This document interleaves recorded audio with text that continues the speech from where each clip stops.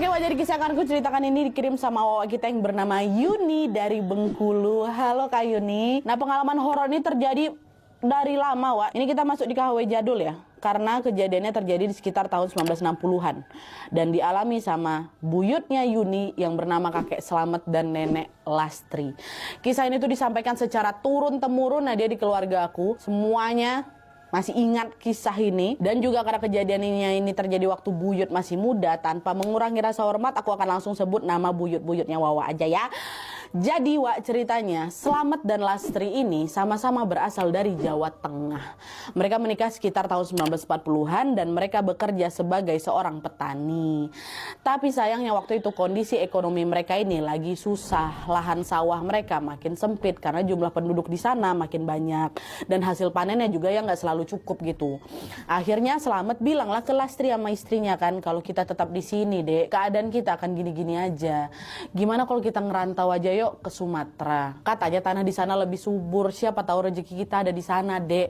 Dan FYI Wak, pada masa itu orang-orang yang ada di Jawa memang banyak yang merantau keluar pulau. Ada yang pergi ke Sumatera, ada yang pergi ke Kalimantan, Sulawesi, bahkan ke Papua pun ada. Sebenarnya program transmigrasi ini udah dimulai dari zaman penjajahan Belanda, di mana pada waktu itu memang orang-orang Jawa tuh dikirim tuh keluar-keluar pulau untuk ngurangin kepadatan penduduk.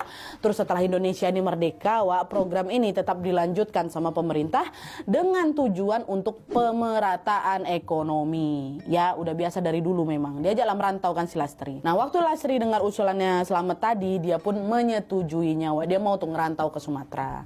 Mereka berangkat, waktu itu nggak cuma berdua, tapi bersama rombongan perantau lainnya yang juga mau mengadu nasib di Sumatera. Dan setelah menempuh perjalanan selama berhari-hari, mereka pun akhirnya sampailah Wak di Bengkulu. Milihnya memang di Bengkulu. Selama di Bengkulu, Slamet dan Lastri ini bekerja juga sebagai petani kopi di kebun milik orang lain. Waktu itu mereka belum punya rumah sendiri, Wak. Mereka tinggal masih di pondokan bambu yang memang sudah disediakan sama tuan tanahnya. Nah, seiring berjalannya waktu, keluarganya Lastri atau keluarganya mereka ini pun makin besar lah gitu kan. Di tanah rantau ini Lastri sudah melahirkan 3 orang anak. Anak pertama perempuan namanya Lamen, inilah neneknya Wawa. Terus anak kedua perempuan lagi namanya Sarinah. Terus anak ketiga ini laki-laki namanya Sariman ya.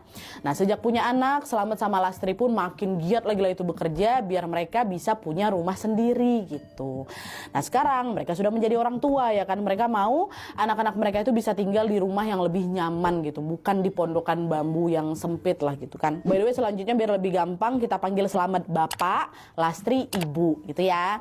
Nah, bapak ibu pun mulai menabung lah Wak, sedikit demi sedikit dari upah